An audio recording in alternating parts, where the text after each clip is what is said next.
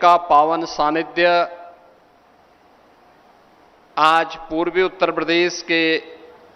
नागरिकों को प्राप्त हो रहा है। भारत की माननीय राष्ट्रपति आदरणीय द्रौपदी मुर्मू जी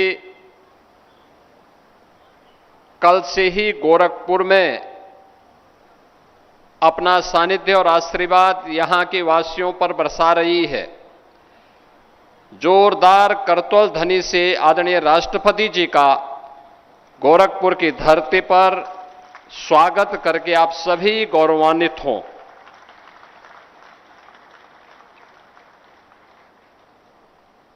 आयुष विश्वविद्यालय के आज के इस लोकार्पण कार्यक्रम के अवसर पर मैं प्रदेशवासियों की ओर से,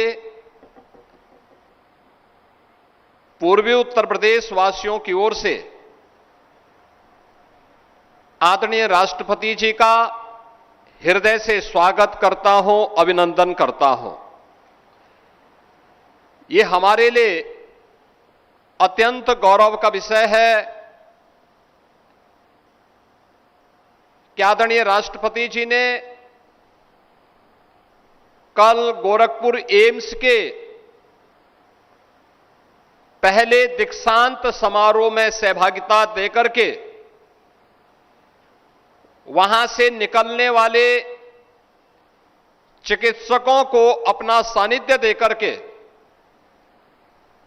उन्हें व्यवहारिक जीवन में कैसे कार्य करना है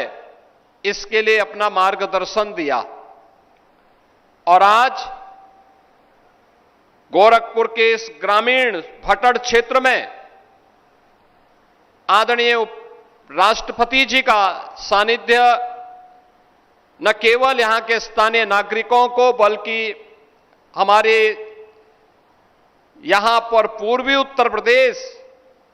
के अलग अलग क्षेत्रों से जो उपस्थिति हुई है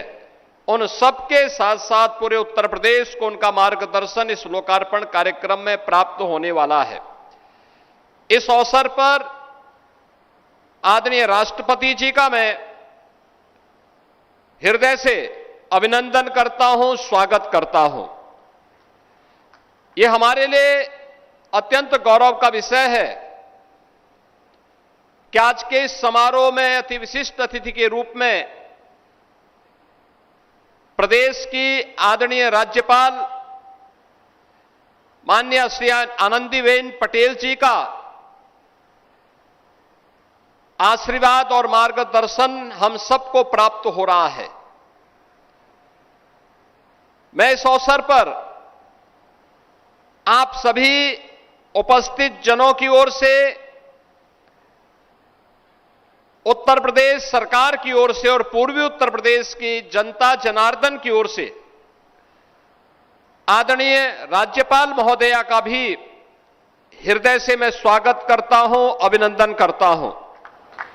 समारोह में उपस्थित प्रदेश सरकार में मंत्रिमंडल के मेरे सहयोगी वरिष्ठ मंत्री श्री सूर्य प्रताप शाही जी, जल शक्ति मंत्री श्री स्वतंत्र देव सिंह जी, मत्स्य विभाग के मंत्री डॉक्टर संजय निषाद जी, आयुष विभाग के मंत्री डॉक्टर दयाशंकर मिश्रा दयालु जी, लोकप्रिय सांसद श्री रवि किशन जी, यहां के लोकप्रिय विधायक श्री महेंद्र पाल सिंह जी, पूर्वी उत्तर प्रदेश के हमारे सभी माननीय जनप्रतिनिधिगण, माननीय सांसद, माननीय विधायक, विधान परिषद के सदस्यगण, अन्य सम्मानित जनप्रतिनिधिगण, विश्वविद्यालय के कुलपति प्रोफेसर के रामचंद्र रेड्डी जी और उपस्थित सभी बहनों और भाइयों, आज का दिन इस पूरे क्षेत्र के लिए अत्यंत गौरवशाली क्षण है, जब देश की राष्ट्रपति जी के कर कमलों से जो हमारी ट्रेडिशनल मेडिसिन की विधा है, जो पारंपरिक हमारी आयुष की पद्धति है, उसके एक विश्वविद्यालय का लोकार्पण उनके कर कमलों से हो रहा है। बहनों और भाइयों, हम सब जानते हैं 2014 के पहले भारत की आरोग्यता की इस विधा को वैश्विक मान्यता जिस रूप में मिलनी चाहिए थी, नहीं मिल पाई थी। हम आभारी हैं देश के यशस्वी प्रधानमंत्री जी का, जिन्होंने 2014 में आने प्रधानमंत्री बनने के साथ ही देश के अंदर आयुर्वेद, यूनानी, होम्योपैथ, योग एंड नेचुरोपैथी, सिद्धा, इन सब को मिलाकर के भारत की ये अलग अलग और दुनिया के कुछ महत्वपूर्ण ट्रेडिशनल आरोग्यता की विधाओं को आयुष मंत्रालय के रूप में देश के अंदर एक मंच दिया और आज आयुष मंत्रालय देश के अंदर प्रधानमंत्री जी के मार्गदर्शन और नेतृत्व में देश के नागरिकों के मन में अपनी परंपरागत आरोग्यता की पद्धति का अनुसरण करते हुए संपूर्ण आरोग्यता के लक्ष्य को प्राप्त कर रही है। उत्तर प्रदेश का यह आयुष का पहला विश्वविद्यालय है। जैसा यहां पर आयुष मंत्री कह रहे थे कि आयुर्वेद, होम्योपैथ, यूनानी और अन्य ऐसी तमाम पद्धतियों से जुड़े हुए कॉलेजेस जो बिखरे हुए थे स्थानीय विश्वविद्यालयों से, जिनकी संबद्धता हुआ करती थी, अब इनकी संबद्धता हम लोगों ने इसी विश्वविद्यालय से कर ली है और आज लोकार्पण के साथ ही इस विश्वविद्यालय में इस नए सत्र में प्रवेश की प्रक्रिया को भी अब आगे बढ़ाने का कार्यक्रम प्रदेश सरकार आगे बढ़ाएगी और यहां पर आयुर्वेद से जुड़े हुए, होम्योपैथ से जुड़े हुए, योग एंड नेचुरोपैथी से जुड़े हुए, सिद्धा पद्धति से जुड़ी हुई आरोग्यता की उस विधा का लाभ न केवल यहां के लोग कर पाएंगे, बल्कि उसके रिसर्च एंड डेवलपमेंट के एक नए केंद्र के रूप में क्षेत्र या विकसित होकर के यहां के किसानों को, यहां के नौजवानों के लिए ट्रेडिशनल मेडिसिन में एक नई रोजगार की संभावनाओं को विकसित करने में भी इस विश्वविद्यालय की एक बड़ी भूमिका होगी।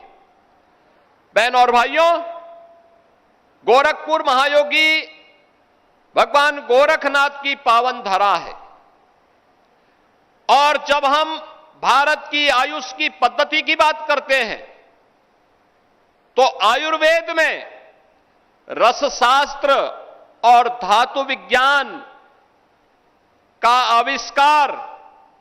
नवनाथ 84 सिद्धों की परंपरा से जुड़ता है। ये नवनाथ 84 सिद्धों की वो परंपरा जिसको व्यवस्थित स्वरूप देकर के नेतृत्व प्रदान करने का काम भगवान गोरखनाथ ने भगवान शिव के इस योगी अवतार के रूप में भगवान गोरखनाथ ने दिया था। भगवान गोरखनाथ के नाम पर बने हुए इस आयुष विश्वविद्यालय के माध्यम से भारत की परंपरागत आरोग्यता की विधा का लाभ हमारा नौजवान ले सके। भारत प्रधानमंत्री जी के विजन के अनुरूप हेल्थ टूरिज्म के एक नए डेस्टिनेशन के रूप में दुनिया को अपनी ओर आकर्षित कर सके, इस दृष्टि से यह विश्वविद्यालय एक निर्णायक भूमिका का निर्वहन करेगा। प्रदेश के अंदर अभी हमारे 6 ऐसे कमिश्नरी हैं जहां पर आयुष पद्धति का कोई महाविद्यालय नहीं और सरकार ने तय किया है कि हम उन मंडलों में भी एक एक आयुष पद्धति का कॉलेज स्थापित करेंगे, वहां पे कॉलेजेस स्थापित होंगे। आज की पीढ़ी को इन ट्रेडिशनल मेडिसिन की विधा के साथ जुड़ने का अवसर प्राप्त होगा, तो हर जनपद में एक आरोग्यता के लिए हेल्थ एंड वेलनेस सेंटर बनेगा, जो 100 बेडेड का मिनिमम होगा। इसके माध्यम से आज जिन आरोग्यता के लक्ष्यों को प्राप्त करने के लिए पंचकर्म हो, 4 सूत्र हो, या फिर उन कार्यक्रमों को जो आयुष पद्धति के माध्यम से एक व्यक्ति को स्वस्थ जीवन जीने के लिए प्रेरणा दे सकता है, उसके एक एक केंद्र हर जनपद में, चाहे वह गवर्नमेंट के स्तर पर, चाहे वह पीपीपी मोड पर स्थापित करके उत्तर प्रदेश को न केवल यहां के नागरिकों के लिए आरोग्यता के संपूर्ण लक्ष्य को प्राप्त करने की दिशा में कार्य करने की दिशा में सरकार कार्य कर रही है, बल्कि इसके माध्यम से हेल्थ टूरिज्म के एक नए डेस्टिनेशन के रूप में स्थापित करने में भी हम लोग कार्य करेंगे। स्थानीय किसानों को मेडिसिनल प्लांट के माध्यम से रोजगार की अनंत संभावनाओं को आगे बढ़ाने के लिए भी आज के समारोह के कार्यक्रम का अत्यंत महत्वपूर्ण होगा। आज के इस अवसर पर हम सबको सानिध्य प्राप्त हो रहा है आदरणीय राष्ट्रपति जी का, आदरणीय राज्यपाल महोदय का, प्रदेश सरकार के हमारे मंत्रियों का,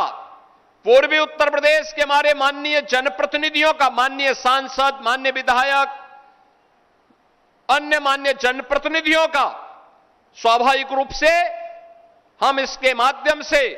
आयुष पद्धति का लाभ आम जन तक पहुंचाने में सफल होंगे। आज के समारोह के अवसर पर एक बार फिर से मैं आदरणीय राष्ट्रपति जी का, आदरणीय राज्यपाल महोदय का हृदय से स्वागत और अभिनंदन करते हुए आयुष विश्वविद्यालय के लोकार्पण के अवसर पर आप सभी को, प्रदेशवासियों को हृदय से बधाई देता हूं, अपनी शुभकामनाएं देता हूं। धन्यवाद। जय हिंद।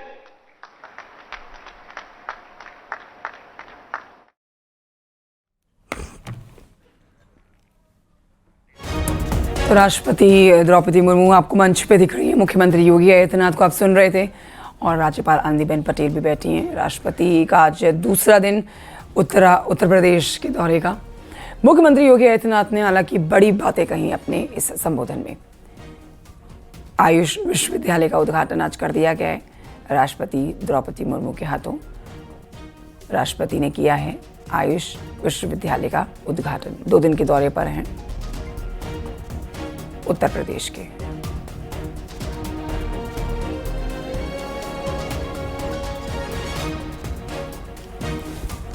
आयुष विश्वविद्यालय के उद्घाटन के समारोह में उपस्थित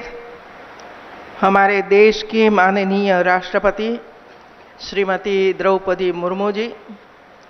उत्तर प्रदेश के माननीय मुख्यमंत्री योगी आदित्यनाथ जी, प्रदेश के माननीय जल शक्ति मंत्री श्री स्वतंत्र देव सिंह जी, प्रदेश के माननीय आयुष राज्य मंत्री स्वतंत्र प्रभार डॉक्टर दयाशंकर मिश्रा जी, सांसद गोरखपुर श्री रवि किशन जी, विश्वविद्यालय के कुलपति प्रोफेसर KRC रेड्डी जी, सभी विधायकगण, सभी सांसदगण, सभी जनप्रतिनिधियां, सभी इस क्षेत्र में काम करने वाले सभी डॉक्टर, रिसर्चर और अभ्यास करने वाले सभी छात्र छात्राएं, सभी महानुभावगण, देवियों और सज्जनों,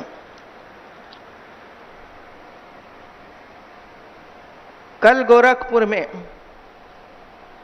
एम्स विश्वविद्यालय का उद्घाटन के साथ साथ पहला दीक्षांत समारोह हमारी राष्ट्रपति मुर्मू जी के साथ हुआ। जो बच्चे हमारे पास हुए सबको अवार्ड देकर आशीष दिया गया, मार्गदर्शन दिया गया। और आज एक बड़ा विश्वविद्यालय, आयुष विश्वविद्यालय महायोगी के नाम से,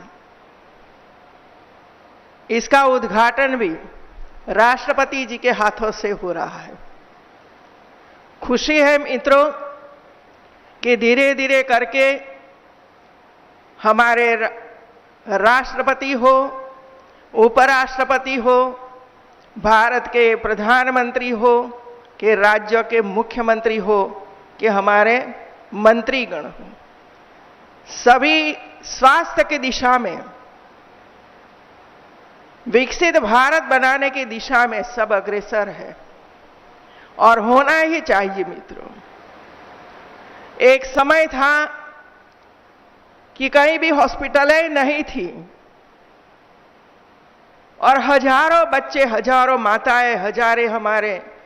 भगिनी बंधुओं का जीवन समाप्त हो जाता था। धीरे धीरे करके जो जरूरी है वो दिया जा रहा है और आधा अधूरा नहीं देता है, लेकिन पूर्ण स्वरूप हॉस्पिटल हो, विश्वविद्यालय हो और जो जरूरी चीजें हैं, सुविधाएं हैं, सभी सुविधाओं के साथ ये दिया जा रहा है। आज हमें बताया गया कि इधर भविष्य में भी क्या होने वाला है और ग्राम में जीवन तक हम किस तरह पहुंचेंगे, इसकी बात भी हमारे योगी जी ने आपके समक्ष रखी है मित्रों। किसान को क्या फायदा होगा ये भी बताया गया मित्रों, क्योंकि इसमें ऐसे प्लांट की जरूरत